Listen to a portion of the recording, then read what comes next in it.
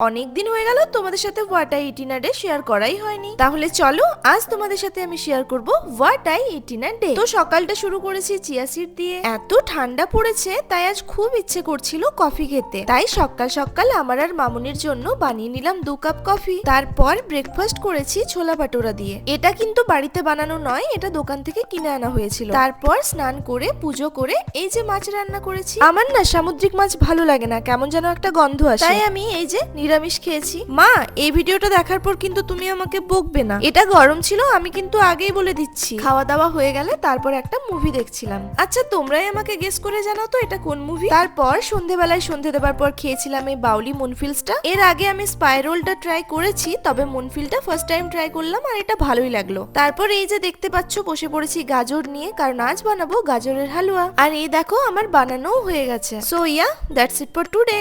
By.